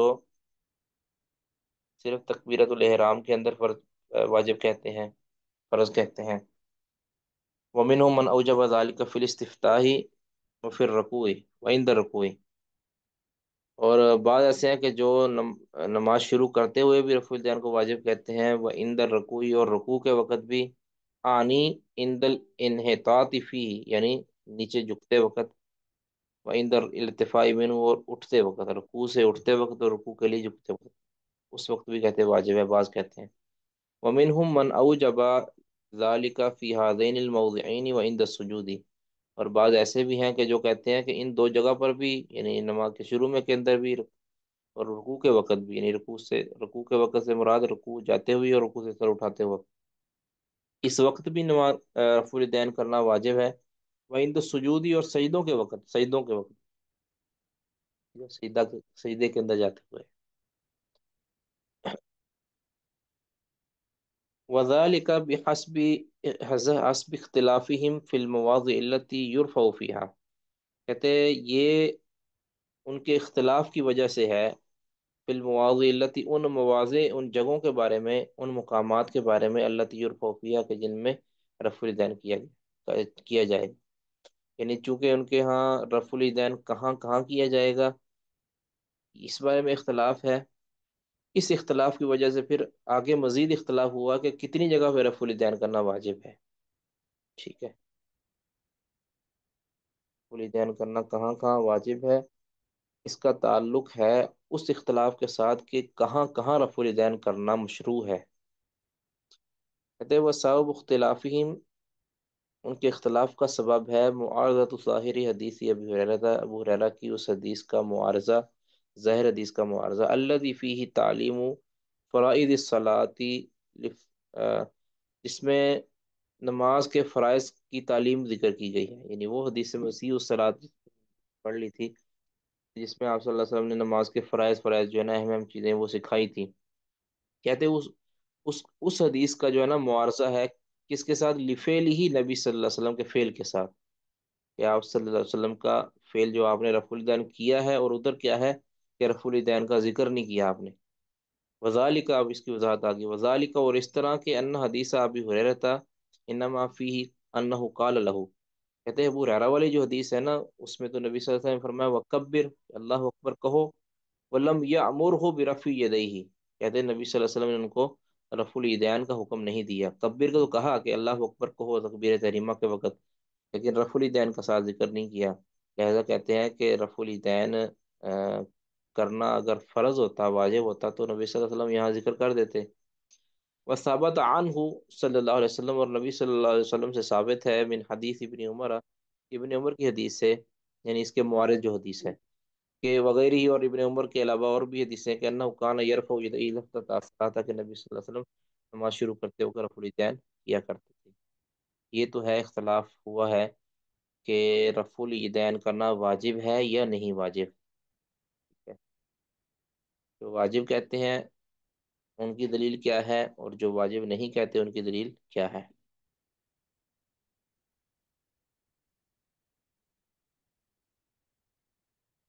وعم مختلافہم فی المواضع التی، اب اگلا اختلاف ہے کہ وہ جگہیں، وہ مقامات، رہا وہ ان کا اختلاف فی المواضع التی، ان مقامات کے بارے میں، التی ترفع فیہا کہ جن میں رفع الیدین کیا جائے گا.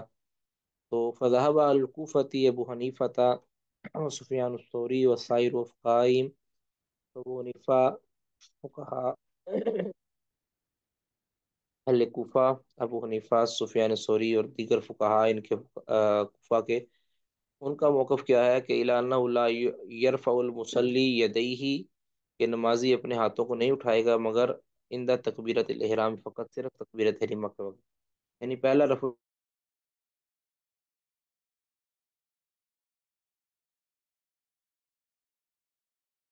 پہلے کوفہ کا مذہب یہ ہے کہ تکبیر تحریمہ کے وقت صرف رفع الیدین کیا جائے گا، باقی کہیں بھی نہیں کیا جائے گا. وہی روایت تبن القاسمین ان مالک، اور یہ ابن القاسم کی جو مالک رحمہ اللہ سے روایت ہے نا، مالک بن انس، امام مالک سے جو مختلف روایتیں ہیں نا، ابن ابن قاسم کی ہے اور شیبانی کی ہے اور بھی. تو یہ کہتے ہیں ایک روایت جو ہے نا مالک سے، ابن قاسم نے جو بیان، وہ بھی یہی ہے کہ پھر تکبیر تحریمہ کے بعد رفع الیدین کیا جائے گا. مذہب الشافعی و احمد و ابو عبید و ابو ثور و جمہور اہل الحدیث، کہتے ہیں امام شافعی، امام احمد، ابو ثور، ابو عبید، ابو ثور، جمہور اہل حدیث یعنی محدثین میں سے جمہور، واہل الظاہری اور اہل ظاہر.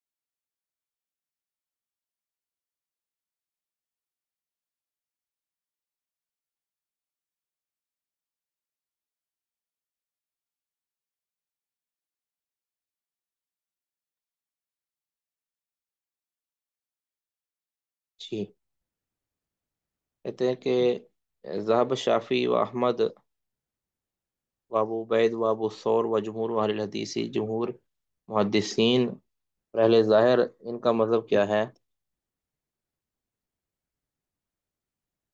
ان کا مذہب یہ ہے کہ الى الرفع عند تکبیرۃ الاحرام و عند الرکوع، کہ یہ گئے ہیں کہ تکبیرت تحریمہ یعنی نماز شروع کرتے وقت، و عند الرکوع، رکوع کے وقت.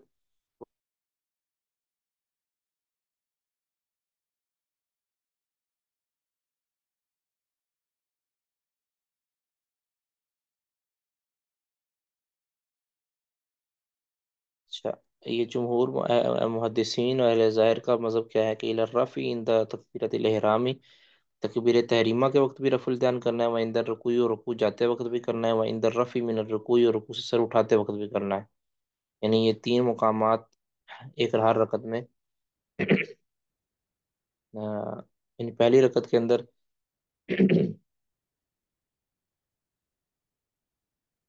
تین مقام بنتے ہیں، دوسری کے اندر دو ہوں گے، اور تیسری کے اندر پھر ہوں گے تین ہوں گے، اور پھر چوتھی کے اندر دو ہوں گے. مطلب ٹوٹل 10 مقامات، 10 بار رفع الیدین کرنا ہے پوری نماز میں، 4 رکعتوں والی.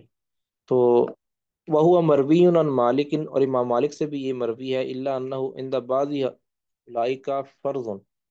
ابھی امام مالک کا بھی یہی مذہب ہے، کہتے ہیں کہ ایک روایت کے مطابق الا انہ عند بعض اولئک، لیکن ان میں سے بعض کے نزدیک یہ فرض ہے، و عند مالک سنت، اور امام مالک کے نزدیک یہ سنت ہے رفع الیدین. وذهب بعض اہل الحدیث، اور بعض اہل حدیث کا مذہب ہے الی رفعها عند السجود، سجدوں کے اندر بھی رفع الیدین کرنا ہے، وعند الرفع منہ، اور سجدوں سے اٹھتے ہوئے بھی، سجدوں میں جاتے ہوئے اور سجدوں سے اٹھتے وقت بھی رفع الیدین کرنا ہے. وسعوا فی هذا الاختلاف کلہ، کہتے ہیں اس سارے اختلاف کا سبب اختلاف الآثار الواردتی اس بارے میں فی ذالک، اس بارے میں وارد آثار کا اختلاف ہے، اور مخالفت العمل بالمدینۃ لبعضها، اور مخالفت العمل بالمدینۃ ببعضها، اور اسی طرح اہل مدینہ کا جو عمل ہے اس کا مخالف ہونا ہے بعض، یا بعض آثار کے، بعض احادیث کے مخالف ہونا ہے۔ وذالک، اور اس کی وجہ یہ ہے، کہتے ہیں کہ ان فی ذالک احادیث، کہ اس بارے میں بہت سی احادیث ہیں، رفع الیدین کے بارے میں بہت سی احادیث ہیں معارض۔ احدها، پہلی ہے حدیث عبداللہ ابن مسعود و حدیث البراء ابن عازب، یہ دونوں روایتیں ضعیف ہیں، سخت ضعیف ہے۔ دوسری تو سخت ضعیف ہے، اور پہلی جو ہے نا یہ تھوڑی کم ضعیف ہے۔ یہ دونوں صحابہ سے روایت ہے کہ انہو کان یرفع یدیہ عند الاحرام مرۃ واحدہ لا یزید علیہا، کہ اس کا کہ نبی صلی اللہ علیہ وسلم رفع الیدین کرتے تھے عند الاحرامی، تکبیر تحریمہ کے وقت، مرۃ واحدہ، ایک ہی مرتبہ، لا یزید علیہا، اس پر زیادہ نہیں کرتے تھے۔ تو یہ دونوں روایتیں ہی ضعیف ہیں، ثابت ہی نہیں ہیں، لہٰذا اس کو معارض بنا ہی نہیں جا سکتا۔ والحدیث الثانی، اور دوسری حدیث ہے حدیث ابن عمر عن ابیہ، عبداللہ بن عمر کی اپنے والد سے حدیث کہ ان رسول اللہ صلی اللہ علیہ وسلم اذا کان اذا افتتح، یہ ان ابیہ کی بات غلط ہے جی، ان ابیہ یہاں درست نہیں ہے میرے خیال۔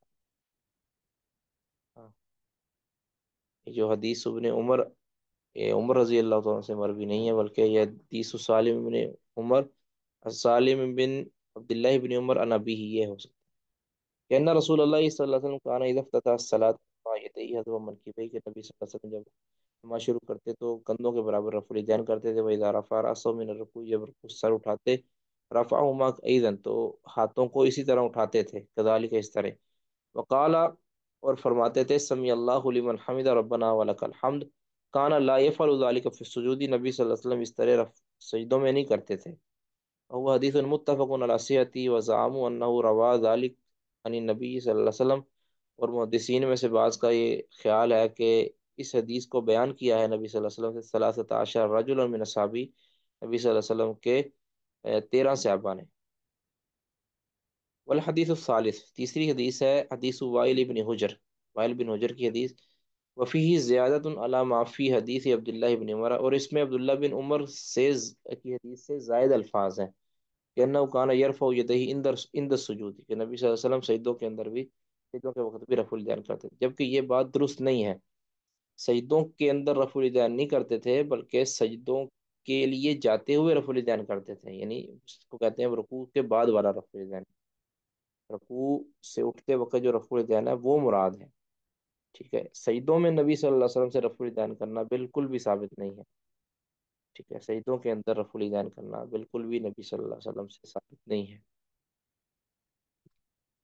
جہاں پہ اگر لفظ کا کوئی محسوس ہوتا ہے کہ اس سے کوئی ابہام پیدا ہوتا ہے کہ نبی صلی اللہ علیہ وسلم شاید رفع الیدین سجدوں میں کرتے، تو وہاں مراد وہ نہیں ہے جو لیا جاتا ہے، اس لیے یہ جو ان کا جو تیسری حدیث جو انہوں نے لگ بنایا یہ درست نہیں ہے۔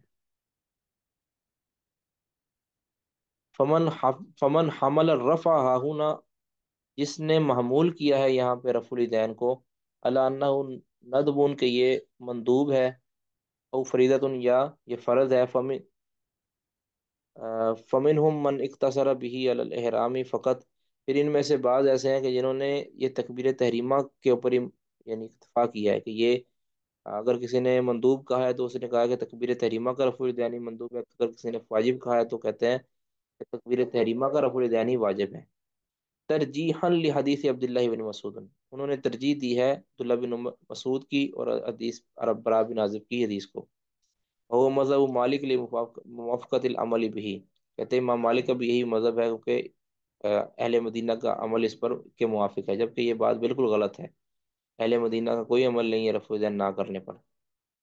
ومنہم، اور بعض ایسے ہیں کہ من رجح حدیث عبداللہ بن عمر، جس نے عبداللہ بن عمر کی حدیث کو ترجیح دی ہے، الرفع فی الموضعین، انہوں نے رفع الیدین کو دو جگہ، دو مقامات پر جائز سمجھا ہے، مشروع سمجھا ہے، آنی فی الرکوع و فی الافتتاح لشہرتہ، کہ رکوع کے وقت یعنی رکوع سے کو جاتے ہوئے، رکوع سے سر اٹھاتے ہوئے، دونوں جگہ پہ، اور فی الافتتاح، اور نماز کے آغاز کے اندر، لشہرت ہی، کیونکہ یہ مشہور ہے۔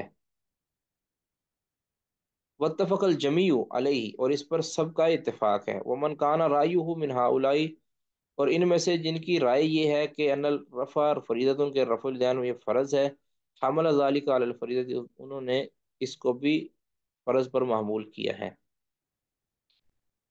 ومن کان رایہ انہ ندب، اور جس نے اس کو مندوب سمجھا ہے، جس کی رائے یہ ہے کہ رفع الدین مندوب ہے، حمل ذلك علی الندب، اس نے اس کو بھی معمول کیا ہے مندوب ہونے پر، یعنی جو رکوع کا والا رفع الیدین ہے، اس کو بھی انہوں نے مندوب ہی کہا ہے، کہ جس کا موقف تھا کہ افتتاح والا جو رفع الیدین ہے یہ مندوب ہے۔ ومنہم من ذهب مذهب الجمع، اور بعض ایسے ہیں کہ جو جمع توفیق والے مذہب کی طرف گئے ہیں، کہ ان روایتوں میں جمع کیا جائے گا۔ وقال، اس نے کہا کہ انہ یجب ان تجمع هذه الزیادات بعضها الى بعض، کہتے ہیں کہ واجب ہے کہ ان زیادات کو بعض کی طرف جمع کیا جائے، وہ اس طرح علی ما فی حدیث وائل ابن حجر، جس طرح کہتے ہیں وائل ابن حجر کی حدیث کے اندر آیا ہے۔ فَإِذًا، یعنی جن جن روایتوں کے اندر رفع الیدین کا ذکر آئے گا وہ سب کو مشروع قرار دے دیا جائے، مطلب ایک روایت کے اندر کہتے ہیں، یعنی عبداللہ بن مسعود والی روایت کے اندر ایک کا ذکر آ گیا، پہلے کا آ گیا، عبداللہ بن عمر والی کے اندر دو کا ذکر آ گیا، اور جو وائل بن حجر والی ہیں اس کے اندر سجدے والی کا بھی آ گیا، قول ان کے، تو لہٰذا کہتے ہیں یہ سارے رفع الیدین ہی جائز ہے، بعض ایسے کہتے ہیں۔ اچھا، فَإِذًا، کہتے ہیں لہٰذا، بس، العلماء ذهبوا في هذه الآثار مذهبین، کہتے ہیں علماء ان احادیث کے بارے میں دو مذہبوں پر چلے ہیں، اما مذہب الترجیح، یا تو ترجیح دی ہے انہوں نے، یعنی کسی نے رفع الیدین کرنے والی روایتوں کو ترجیح دی ہے، کسی نے نہ کرنے والی کو ترجیح دی ہے، وہ اما مذہب الجمی، یا پھر انہوں نے جمع کیا ہے دونوں روایتوں کو، جمع توفیق دی ہے۔ والسبب فی اختلافہم، ان کے اختلاف کے اندر جو سبب ہے، فی حمل رفع الیدین فی الصلاۃ، نماز میں رفع الیدین کو معمول کرنے کے اندر اختلاف ہوا ہے، الحل ہوا علی الندب اول الفرض، کہ یہ استحباب پر معمول ہے یا کہ فرض پر معمول ہے، اس میں اختلاف ہوا ان کا۔ وہ سبب الذی، یعنی یہ جو معمول کرنے کے اندر جو اختلاف ہوا ہے کہ وہ مندوب ہے یا کہ فرض ہے، اس میں جو اختلاف ہوا ہے نا، وہ سبب الذی، یہ وہی سبب ہے، الذی قلناہ، جو ہم نے پیچھے پہلے بھی کئی بار کہہ دیا ہے، من قلناہ قبل،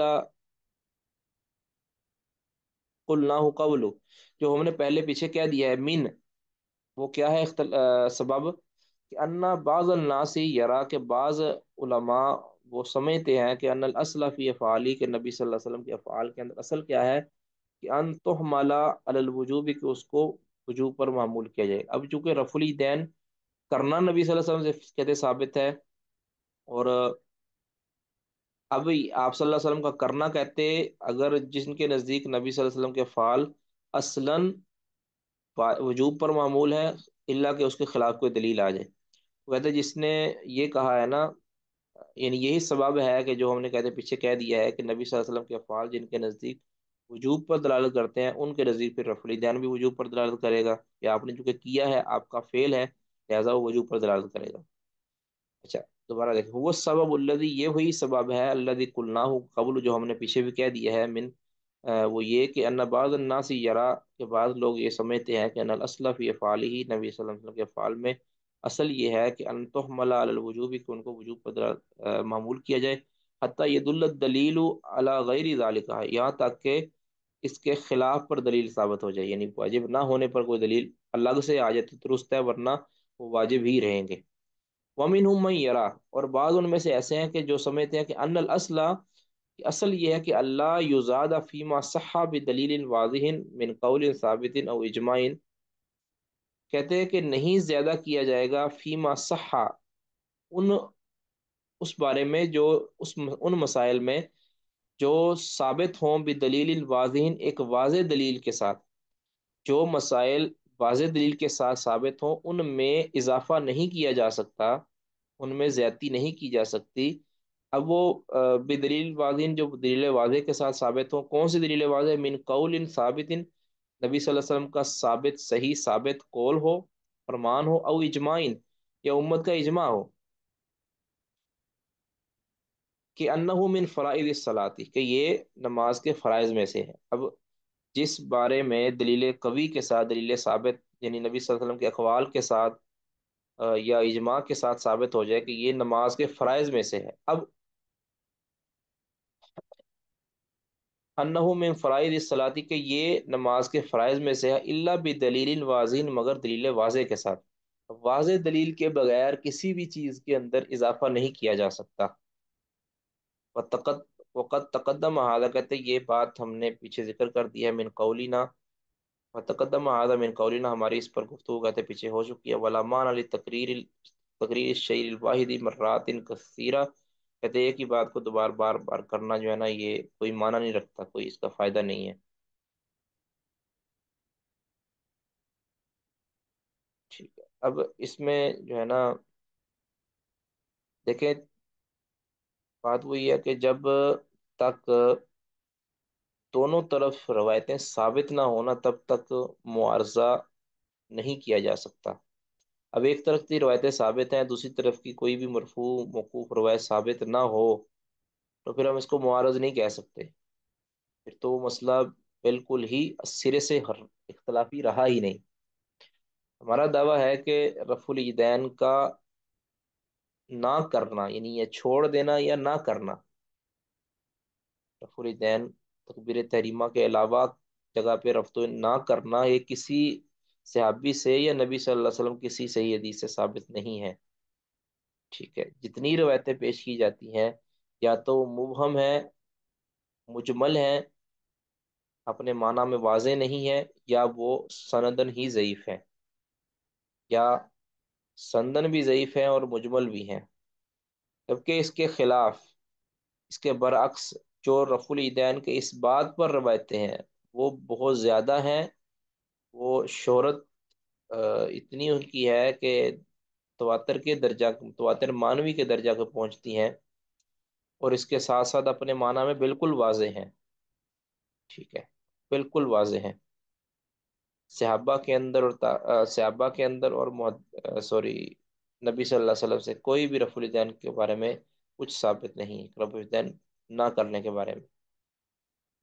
تابعین کے اندر البتہ کچھ ہیں جن کا رفع الیدین نہ کرنا جن سے ثابت ہے، تو ہر انسان کی جو انفرادی رائے ہے اس کو حدیث طیبہ پر پیش کیا جائے گا، قرآن پاک پر پیش کیا جائے گا، تو جو صحیح ہوگی اس کو لے لیا جائے گا، جو صحیح نہیں ہوگی ان کو چھوڑ دیا جائے گا، یہ معروف۔ تو رفع الیدین کرنا، اس پر از قطعی دلائل موجود ہیں، نہ کرنے پر کوئی بھی صحیح ثابت روایت نہیں ہے، واللہ اعلم۔ وَأَمَّا الْحَدُّ الَّذِي تُرْفَعُ إِلَيْهِ الْيَدَانِ، اب تیسرا مسئلہ جو تھا کہ ہاتھوں کو کہاں تک اٹھایا جائے گا، فَذَهَبَ بَعْضُهُمْ إِلَىٰ أَنَّهُ الْمَنْكَبَانِ، بعض کا مذہب یہ ہے کہ یہ کندھوں کے برابر اٹھائے جائیں گے، وَبِهِ قَالَ مالک و شافی و جماع، امام مالک، شافی اور جماعت نے یہی کہا ہے۔ وَذَهَبَ بَعْضُهُمْ إِلَىٰ رَفْعِهِمَا إِلَى الْأُذُنَيْنِ، اور بعض نے کہا ہے کہ یہ کانوں تک اٹھائے جائیں گے، وَبِهِ قَالَ ابو حنیفہ، اور یہی امام ابو حنیفہ نے کہا ہے۔ وَذَهَبَ بَعْضُهُمْ إِلَىٰ رَفْعِهِمَا إِلَى الصَّدْرِ، اور بعض نے کہا ہے کہ یہ سینے تک اٹھائے جائیں گے۔ وَكُلُّ ذَلِكَ مَرْوِيٌّ عَنِ النَّبِيِّ صلی اللہ علیہ وسلم، اور یہ سب کچھ نبی صلی اللہ علیہ وسلم سے مروی ہے۔ تو درست کیا ہے؟ تو رفع الیدین جو ہے نا وہ درست ہے کندھوں کے برابر اور کانوں کے برابر، دونوں طرح روایتوں میں ثابت ہے، سینے والی روایت میرے علم میں نہیں ہے۔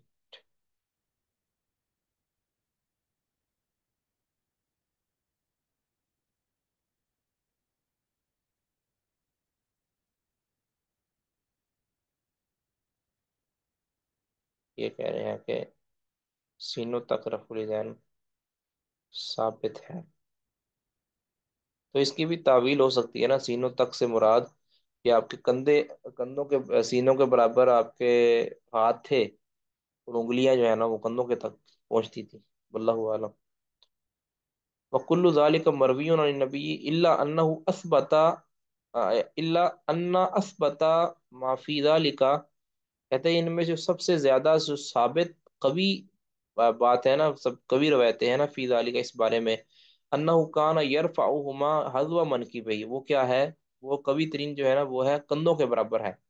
وعلیہ الجمہور، اور جمہور کا یہی مذہب ہے. والرفع الی الاذنین، اور کندھوں کے تک رفع الیدین کرنا، کہتے ہیں اثبت من الرفع الی الصدر، یہ سینے تک اٹھانے کے، سینے تک رفع الیدین سے زیادہ ثابت ہے، یعنی واشر اور زیادہ مشہور ہے. یعنی سینے تک جو ہاتھ اٹھانا ہے یہ مشہور نہیں ہے، اور نہ ہی یہ زیادہ ثابت ترین ہے. اس کے مقابلے کے اندر کانوں تک اٹھانا یہ زیادہ مشہور ہے، لیکن کانوں سے بھی زیادہ مشہور کیا کہتے ہیں، کندھوں کے برابر اٹھانا. واللہ اعلم بالصواب. کسی کا کوئی سوال جی اس بارے میں؟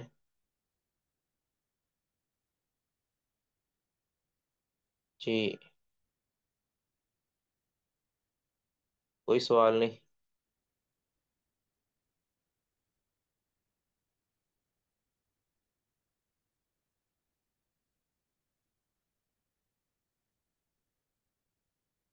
جی تاجور صاحب.